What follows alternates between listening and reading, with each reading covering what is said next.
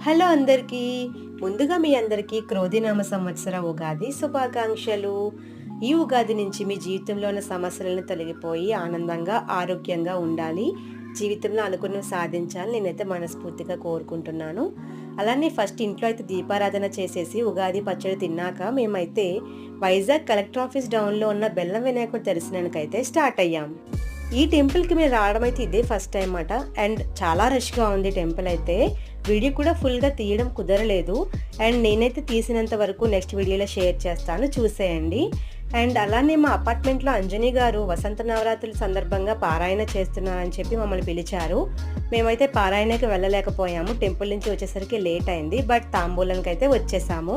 అలానే రామమందిరంలో స్వామివారిని కూడా దర్శనం చేసుకున్నాం. మా ఉగాది అయితే ఇలా జరిగింది. మీ ఉగాది ఎలా అయిందో కామెంట్ చేయండి. ఛానల్‌ని సబ్స్క్రైబ్ చేసుకోండి. Thanks for your support.